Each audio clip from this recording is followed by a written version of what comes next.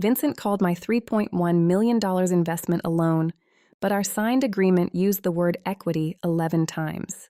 I met Vincent Aldrin at a charity dinner in 2014. He was running a single restaurant then, a mid-sized place in Scottsdale that had a good reputation and a better wine list. He was a tall man in his late 40s, careful with his hands, careful with his words, and he had the kind of laugh that made other people in the room turn their heads. He was good company. He was also, I would learn much later, very good at being good company on purpose. We did not do business together for years. We were just acquaintances who kept ending up at the same tables. He asked my opinion on things now and then. He sent me a bottle of wine when I closed a deal he read about in the local business journal. I sent him a note when his daughter graduated. It was that kind of relationship, the kind that builds slowly, the way trust is supposed to build. In 2021, he called me on a Tuesday morning and asked if I would have lunch with him. He had an idea, he said. He wanted to expand. He wanted to take the single restaurant and turn it into a group of 4, then 6, then maybe more. He had the location scouted. He had the chefs lined up. He had the brand concept written into a small-bound book he carried with him everywhere. What he did not have was the capital. We met at a quiet restaurant downtown. He brought the bound book and a financial projection. I brought my reading glasses and the kind of patience you develop after 20 years of being the person on the other side of the table. I asked him every question I could think of. I asked him questions I knew the answer to, just to see how he answered them. He answered them well. He did not oversell. He did not flinch when I pressed on the soft numbers. He asked for $2.5 million. I went home that night and thought about it for 3 weeks. I had my accountant run his books. I had a friend in the restaurant business eat at his Scottsdale location 3 times under 3 different names. I had my attorney pull every public filing on every entity Vincent had ever been part of. Nothing came back red. A few yellows, the kind any business owner accumulates in 20 years. But nothing red. I came back to him with a counterproposal. I would put in $3,100,000. I would take an equity stake. I would not be involved in operations. He would run the restaurants, hire the staff, choose the menus, pick the wine. I would receive a defined ownership percentage, quarterly reporting, and standard investor protections. We would sign a founding agreement drafted by my attorney and reviewed by his. He said yes the same afternoon. The agreement took 6 weeks to finalize, 12 pages, single-spaced, with footnotes. My attorney is a careful woman. She is 61 years old, and she has been doing this since I was in college. She does not let things go to signing until every clause has been read by her and by me, and by the other side, and by the other side's attorney. She does not believe in handshake deals. She does not believe in fast closings. She believes in paper. The word equity appears in that agreement 11 times. My ownership percentage is listed in 3 separate clauses. The funding mechanism is described as a capital contribution, not a loan. There is a clause that explicitly states the contribution is not debt, not a note, not a loan instrument, and shall not be construed as such under any circumstances. My attorney wrote that clause herself. She told me the day we signed that she added that line because in her experience, when there is real money involved, somebody always tries to call it something else later. I did not understand what she meant at the time. I do now. We signed on a Thursday in April. Vincent and I both initialed every page. We had 2 witnesses, one of them a notary. I took my copy home in a leather portfolio my husband had given me 20 years before, and I filed it in the 3rd drawer of my office cabinet, in a green folder marked Aldrin, Founding. I did not look at it again for almost 3 years. That was my first mistake. Not signing the agreement, filing it without thinking I would ever need to pull it back out. The first year went the way first years go. Construction delays, hiring problems, 2 locations opening behind schedule. Vincent sent updates every 6 weeks. They were chatty, warm, full of small details about kitchen equipment and contractor problems. I read them and filed them. I did not press for formal reports because the agreement said quarterly, and we were still in the construction phase. I gave him room. At the 1-year mark, I sent him a short email. I said, in writing, that I would like to receive my first standard operating report on the schedule we had agreed to in the founding documents. I was polite. I was specific. I quoted the clause number. He wrote back the same day. He said he was working on a new format for investor reporting that would be more useful and more detailed than the standard template. He said he would have it to me within the month. He said he wanted to make sure the reporting reflected the real complexity of running a multi-location group. The month passed. Nothing arrived. I sent a follow-up. He apologized, said the new format was almost ready, said he was going to be in San Diego the following week and would send it when he got back. He came back from San Diego. Nothing arrived. I want to stop here and tell you something. At the time, I did not see this as a red flag. I saw it as a busy man being busy. I had been a busy person myself. I had missed deadlines. I had told people the report was almost ready when it was actually still in a folder on my desk. I gave him grace because I wanted to give him grace. I told myself that the agreement was clear, the money was working, and the format of the quarterly report was a small thing. It was not a small thing. It was the first mistake they made in writing. Except in this case, it was the first mistake he made by not putting anything in writing at all. He had sent me chatty emails for 15 months and not one formal document since the founding agreement. He had built a paper trail of warmth and absolutely no paper trail of accountability. I did not see the pattern then. I see it now. By the end of year 1, I had not received a single formal operating report. I had received 11 friendly update emails, 2 photos of new dining rooms, and a Christmas card. Nothing else. Year 2 began with a phone call. Vincent told me the 3rd and 4th locations were going to open 6 months behind schedule. He was apologetic. He explained the construction situation in Tempe and the permitting delay in Mesa. He sounded tired. I told him I understood. I told him I would still like the formal reports. He said yes, of course. He was on it. 3 months later, I got a call from a woman named Marisol. She had been a manager at the original Scottsdale restaurant for years. I knew her a little. She had served me dinner once when I was there with my husband. She called me on a Saturday morning, and she sounded uncomfortable. She said, "Mrs. Marsh, I do not know if I should be telling you this, but I think you should know." She told me that Vincent, in the previous week, had introduced me to a vendor as our original lender. She said it caught her ear because she had always understood, from the way Vincent talked about me when he first opened, that I was an investor, a partner, an owner of part of the group. She said the word lender struck her as wrong, and it had been bothering her for 3 days. I thanked her. I told her I appreciated the call. I told her I would handle it. I did not handle it. Not the way I should have.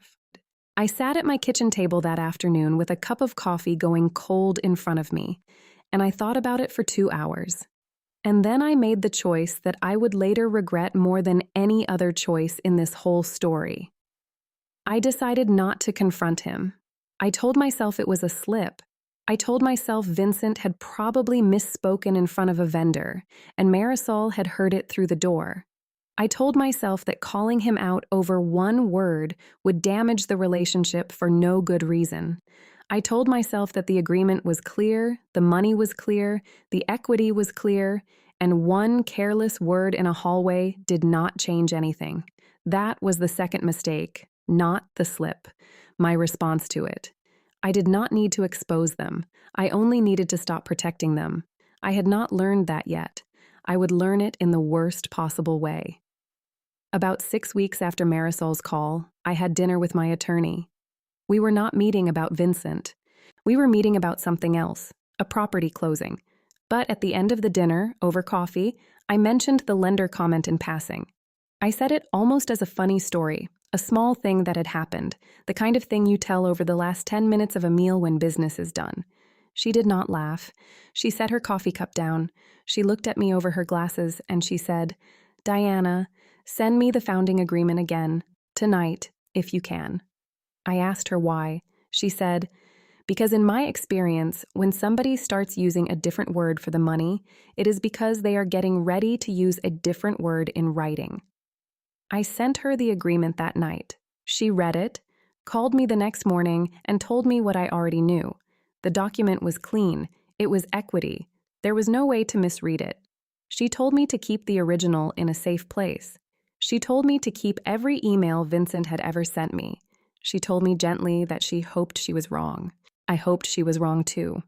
We were both polite that way. The third year began with the first piece of good news in 18 months. The fourth location opened on time. The third location, the one in Tempe, was suddenly profitable. The original Scottsdale location was running at a level it had never run at before. The restaurant group, after 30 months of construction, hiring, and burn, was finally making money. I should have been thrilled. I was thrilled for about a week. In that week, Vincent's emails to me changed. They had been chatty for 3 years. Suddenly they were short. 2 sentences. 3 at most. The warmth was gone. He stopped asking how my husband was doing. He stopped sending photos. The Christmas card that year did not arrive on time. When it arrived, it was a generic one, the kind you buy in a box of 50, with a printed signature instead of a handwritten note. I noticed it. I did not say anything. I put it on the kitchen counter for a few days the way I always did, and then I threw it away. I also noticed something else. He stopped copying me on the small things. He used to forward me the local food critics' reviews when they came out. He used to send me menu drafts before each seasonal change. That stopped too in those last weeks before the letter. Looking back now, I can see it the way you can see a photograph in better light. He had been pulling away for at least a month before his attorney sent the reclassification. He had been preparing himself, the way a person prepares before they say something they know will end a friendship. I did not see it at the time because I did not want to see it at the time. There is a kind of willful softness that good people use against themselves. They tell themselves a friend is just busy. They tell themselves the change in tone is the pressure of a new fiscal year. They tell themselves that nothing has actually changed, because if something had changed, it would be too sad to look at directly. I did all of that. I did all of it for almost 4 weeks before the letter arrived and made looking away impossible. The reclassification letter arrived on a Monday morning in late September. It came from an attorney I did not recognize. Not the attorney who had reviewed the founding agreement. A different one. The letter was 3 pages long. It was written in the kind of careful, polite language that lawyers use when they are trying to make something dishonest sound like a clerical correction. The letter said that an internal accounting review had identified an administrative error in the original characterization of my contribution. The letter said that the contribution should have been recorded as a deferred loan obligation, not as equity. The letter said that a corrected internal accounting document had been prepared and that going forward, my position in the partnership would be reflected accordingly. The letter said it expected my prompt acknowledgement. I read the letter twice. I did not call my attorney first. I did not call Vincent. I did not even pour another cup of coffee. I went to the 3rd drawer of my office cabinet, and I pulled out the green folder marked Aldrin, Founding, and I sat down at my desk with the 12-page agreement in front of me, and I read every word of it for the first time in 3 years. It was exactly the way I remembered it. The word equity, 11 times, my ownership percentage, 3 clauses. The clause my attorney had written, the one about the contribution not being debt, not being a note, not being a loan instrument, not being construed as such under any circumstances. The initials on every page, Vincent's, mine, both of them in blue ink, the notary's stamp, the date. I sat with that document for 45 minutes. I did not feel angry exactly. I felt something colder than anger. I felt the kind of stillness you feel when you finally understand what has been happening for a long time, and you realize that you are the only one in the room who has just noticed. The lie worked until the paperwork caught up. That is the only way I can describe what I felt sitting there. The lie had been working for 2 years, maybe longer. He had been calling me a lender behind my back. He had been telling staff I was the original financier, not a partner. He had been quietly building a story, and the new attorney he had been hired to write that story down on paper. He had been building a paper trail of his own for 2 years, and I had been too courteous to build one back. I called my attorney. I read her the letter over the phone. She listened without saying anything until I finished. Then she said, "Bring me the original. Bring me every email he ever sent you. Bring me your check stubs. Bring me everything you have. I want it on my conference table by Wednesday." I drove to her office on Wednesday morning with a brown accordion file. The founding agreement was in a separate green folder, paper-clipped at the top so it would not slide out. I put it on her conference table, and she opened it, and she read the first page, and she said one word. "Good." She read the whole document again, line by line, with a pencil in her hand. She did not mark it. She just moved the pencil along under each line. When she finished, she looked at me and said, "Diana, this is not ambiguous. This is not even close to ambiguous. This is the cleanest equity document I have written in 15 years. He cannot rewrite this, not with a letter, not with a corrected internal document, not with anything short of a new agreement signed by you, and you are not going to sign anything." She asked me what I wanted to do. I told her I wanted the truth on the table. I did not want to fight. I did not want a press release. I did not want to humiliate him. I wanted the agreement enforced. I wanted the equity reinstated in writing. I wanted the false reclassification voided. And I wanted it done in a way that left no doubt for anyone, accountants, future partners, the staff at the restaurants, anyone who might have heard the word lender, that the original agreement was the only agreement. She nodded. She said that was the right answer. She said it was also the answer that, in her experience, ended these situations the fastest. She wrote a response letter that afternoon. It was 4 paragraphs. It was the most polite letter I have ever read that was also the most lethal. It quoted the founding agreement by clause and page number. It quoted the specific language about equity. It quoted the clause about the contribution not being a loan under any circumstances. It noted that any internal accounting document inconsistent with the founding agreement was, by the terms of the founding agreement itself, void on its face. It requested written confirmation, within 14 days, that the reclassification had been withdrawn and that all internal records had been corrected to reflect the original equity position. She sent it that afternoon. She copied his original attorney, the one from 3 years before. She copied his accountant. She copied 2 people she did not need to copy, but she copied them anyway, because she wanted Vincent to understand that the letter was not a private negotiation. It was a record. Karma did not arrive loudly. It arrived with proof. The letter went out on a Wednesday. By Friday morning, Vincent was calling me directly, and I was not picking up. I want to tell you something about the next 2 weeks, because this is the part that almost no one believes when I describe it. He called me 11 times. He left 6 voicemails. The first voicemail was warm and confused. He said there must have been a misunderstanding. He said the new attorney had gotten ahead of himself.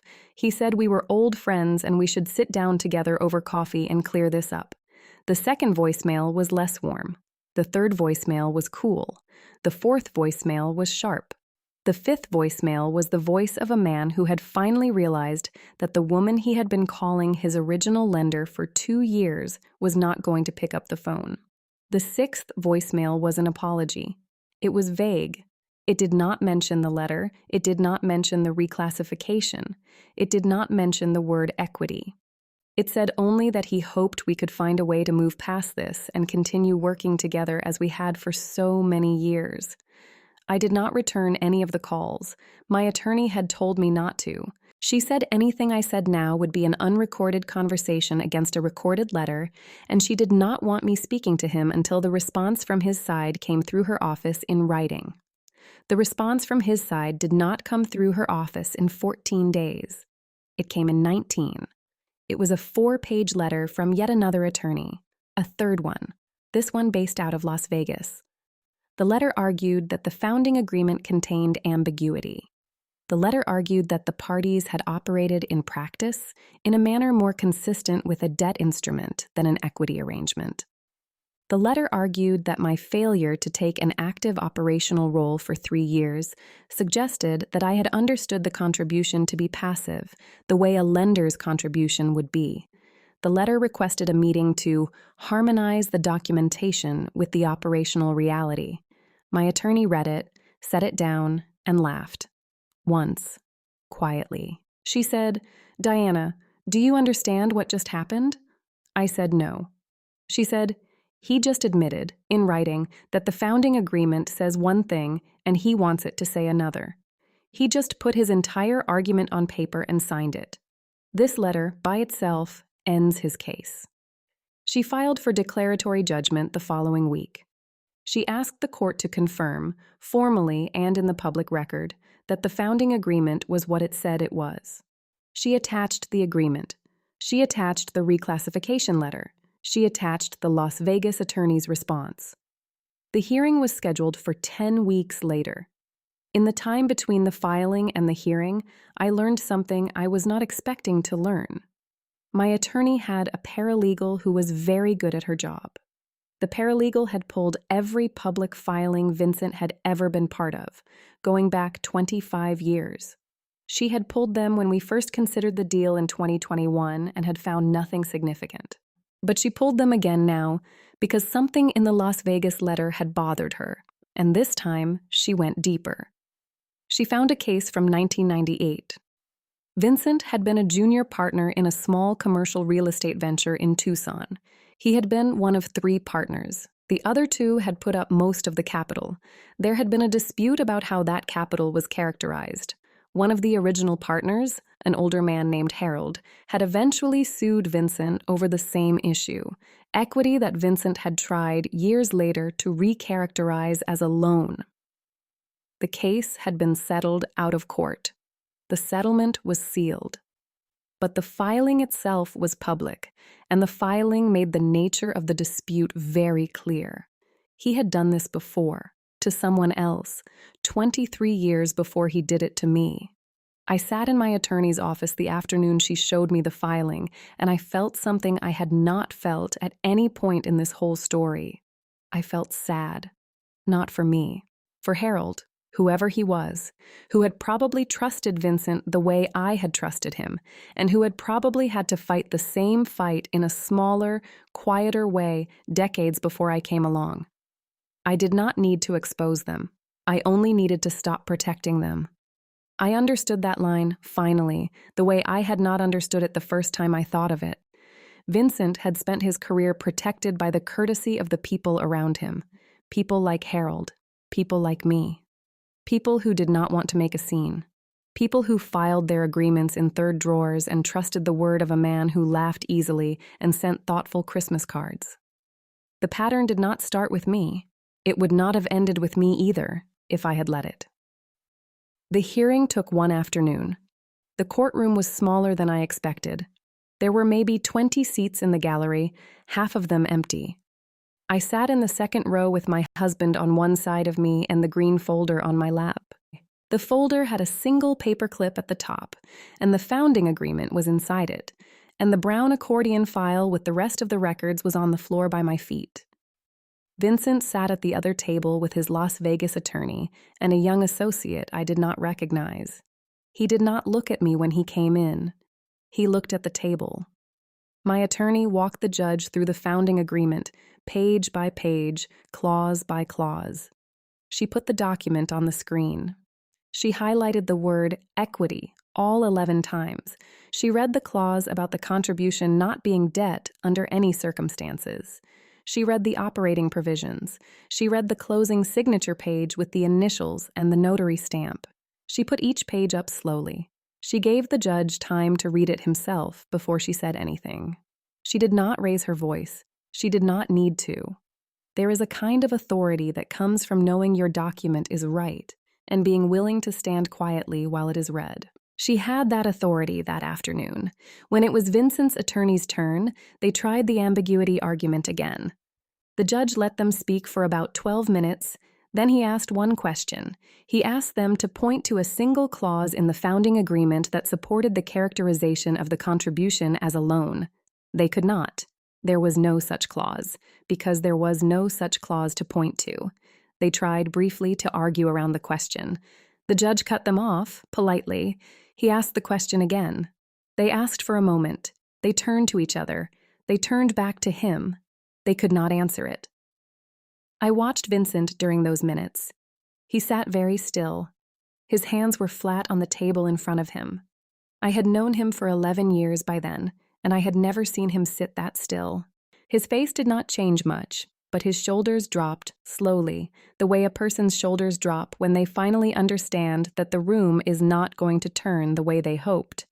The judge ruled from the bench. He did not take a recess. He did not need to think about it. The reclassification was voided. The founding agreement was confirmed as the only governing document. My equity stake of $3,100,000 was reinstated in full. The court ordered the partnership records corrected within 30 days. The receipt was dated. The alibi was not. That was the line that ran through my head as I walked out of that courtroom. The agreement had a date on it. The initials had a date on them. The notary stamp had a date on it. Everything Vincent had said, every comment to staff, every word to the vendor, every voicemail, every soft suggestion in 3 different attorneys' letters, none of it had a date that came before April 2021. The truth was older than the lie, and in the end, that was the only thing that mattered. We were not done. The judgment came down on a Tuesday. On the Friday of that same week, my attorney called me with one more piece of news. She had been talking to Vincent's original attorney, the one who had reviewed the founding agreement 3 years before. The original attorney had not been involved in the reclassification. He had not known about it. When he saw the judgment, he had called my attorney himself, and he had been honest with her in a way that lawyers are not usually honest with each other. He had told her that Vincent's signature on the founding agreement had been carefully read. Vincent had questioned the equity language. Vincent had asked more than once whether there was a way to structure the deal as a loan instead. The original attorney had explained, both verbally and in writing, that I had insisted on equity, that the deal was equity or no deal, and that Vincent had signed the agreement with full knowledge of what it said. In other words, Vincent had not made an administrative error in 2021. He had signed the agreement the way I wanted it signed because he wanted the money. And the moment the money started coming back, he had decided to pretend the document said something it had never said. The original attorney emailed his contemporaneous notes to my attorney that afternoon. They were dated. They were detailed. They went into the case file. The buyout came next. Under the original agreement, there was a clause that allowed the equity partners to trigger a buyout under certain circumstances. One of those circumstances was bad faith conduct by a managing partner. The court ruling, combined with the original attorney's notes, met that standard. My attorney triggered the buyout clause 2 weeks after the judgment. The price was set by the formula in the agreement, the same formula Vincent had agreed to and initialed 3 years before. The formula was, as it turned out, considerably less favorable to him than he had apparently anticipated when he signed it.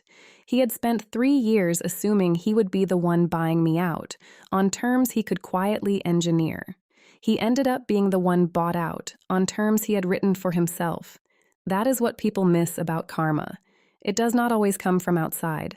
Sometimes it comes from a clause the wrongdoer himself agreed to, in a document he himself initialed. On a date he himself watched the notary stamp. I want to tell you about the last time I saw the founding agreement. It was about 6 weeks after the buyout closed. I was in my office at home. The restaurant group was running again, with a new managing partner, a woman who had been the executive chef at the original Scottsdale location for 9 years. She is excellent. The restaurants are doing better now than they ever did under Vincent. I had the green folder on my desk. I had the founding agreement out on top of it. I had been showing it to my own son, who is 28 and starting his own business, because I wanted him to understand what a real agreement looks like. I wanted him to see the 11 uses of the word equity. I wanted him to see the clause my attorney had written, the one about the contribution not being a loan instrument under any circumstances. I wanted him to understand that careful paper, signed on a careful day, in front of careful witnesses, can stand against 3 years of quiet erosion. He read it. He asked me a few questions. He asked me, at the end, why I had kept the original copy in such good condition. I told him I had not done it on purpose. I had filed it the day we signed it and not looked at it again for 3 years. I had been lucky. The folder was in a dry drawer in a climate-controlled house. The paper had not yellowed. The blue ink of the initials was still as crisp as the day Vincent had signed. He asked me what I would tell someone who was going into a deal like the one I had done. I thought about it for a minute, and I told him this. I told him that the agreement is not the deal. The agreement is the record of the deal. The deal itself happens in 1,000 small moments. Phone calls, lunches, the way someone introduces you to a vendor, the way they answer your emails, the words they choose when they think no one is keeping count. The agreement is just the part you can hand to a judge. I told him that the most important thing I had done, by accident, was sign with an attorney who believed in paper. Not because paper is more important than people, but because when people change, paper is the only thing that does not. I told him that the second most important thing I had done was not lose my temper. I had not called Vincent that first morning. I had not sent an angry email. I had not posted anything online. I had walked to a third drawer, pulled out a green folder, and let the document do what it had been written to do. I told him that karma is not a force that comes out of the sky. Karma is the slow, patient gravity of truth. It does not arrive in a thunderclap. It arrives in a courtroom on a Tuesday afternoon with a judge looking down at a document and asking a simple question that the other side cannot answer. When my son left, I closed the folder. I slid the founding agreement back into it. I put a fresh paper clip through the top, the way I always do, because the clip keeps the pages from sliding apart in the drawer. I put the folder back into the third drawer of my office cabinet. I do not look at it often anymore. I do not need to, but I know exactly where it is. There is one more thing I want to say, because I think it matters more than the rest of the story. A few months after the case closed, I got a letter in the mail. A real letter, not an email. It was handwritten. It was from a woman I did not know. Her name was at the bottom. She wrote that she had read about the case in a small business journal, that she had been a junior partner in a venture in Tucson many years ago, and that her father, who had passed away in 2010, had been the man named Harold in the public filing my attorney's paralegal had found. She wrote that her father had spent the last 10 years of his life believing that what had happened to him had been his own fault, that he had been careless, that he had trusted the wrong person and had nobody to blame but himself. She wrote that he had never told the rest of the family the full story because he had been ashamed. She wrote that when she read about the judgment in my case, she had finally understood for the first time that her father had not been careless. He had been honest, in a room with somebody who was not, and that was a different thing entirely. She wrote that she wanted to thank me, not for winning, for being public about what the document had said. I read that letter twice, and then I read it a third time, and then I put it in the green folder, behind the founding agreement, where it has stayed ever since. That is the part of this story I think about the most, not the courtroom, not the buyout, not the moment Vincent's voicemails went from warm to sharp in the space of 9 days, the letter from Harold's daughter. Because here is what I have come to believe. When you let a wrongdoer get away with something, you do not just protect them from one consequence. You let them carry the same lie into the next person's life, and the next person's, and the next. And somewhere in that line of people, there is a Harold, an honest man, who will spend the last 10 years of his life thinking he was the careless one. And that is not justice. That is the cost of courtesy mistaken for kindness. I was not going to be the next Harold. I was not going to leave my son to deal with the next Vincent. I was not going to sign a corrected internal document on a Monday morning because the other side had hired an attorney who knew how to write a polite letter. I had a green folder. I had a 12-page agreement. I had an attorney who believed in paper. And I had the patience, finally, to let the truth speak in the order it needed to speak in. The wrongdoer thinks the lie is the strong move. They are wrong. The lie is a debt. It compounds. Every person who hears it without challenging it becomes a small lender to the lie, holding a tiny piece of it without knowing they are holding it. Eventually, somebody calls in the debt. In my case, that somebody was a judge. In Harold's case, it was 23 years late, and it came in the form of a daughter reading a business journal and understanding for the first time what her father had been carrying. If you take one thing from this story, I hope it is this: sign carefully, file carefully, and when somebody starts using a different word for the money, even once, even in a hallway, even to a vendor, pay attention. The word changing is the first move. The letter from a new attorney is the second. By the time you get to the third move, it is supposed to be too late. It is only too late if you have not been keeping count. I had been keeping count. I had not done it on purpose. I had done it by signing the agreement my attorney wrote, by filing the emails I received, by writing down the date Marisol called me, by keeping check stubs in a brown accordion folder I almost never opened. I had built a record without trying because I had been raised by people who built records without trying, the way other people are raised to set the table or shake hands. That is what saved the $3,100,000. Not the courtroom, not the judge, the third drawer of an office cabinet and the green folder inside it, and the 12 pages with the blue ink initials on every one of them. Vincent Aldrin is no longer a partner in the restaurant group. He is no longer a partner of mine in any sense of the word. I do not know where he is now. I do not need to know. I do not wish him harm. I do not wish him anything, really. He spent 8 years building a friendship with me, and he traded it for the chance to call my contribution alone on a Monday morning in late September. That was his trade. He made it. The court of his own initials closed it. The restaurants are still open. The food is good. The wine list is still excellent. The new managing partner, the woman who had been executive chef at Scottsdale, sends me a quarterly operating report on the 15th of every quarter, exactly as the agreement requires. The first one she sent me was 11 pages long with footnotes. I read every word. And if stories like this remind you that truth has a longer memory than lies, subscribe to my channel for more stories. Because sometimes karma is just the evidence finally being read aloud. The agreement is back in the third drawer. The paper clip is at the top.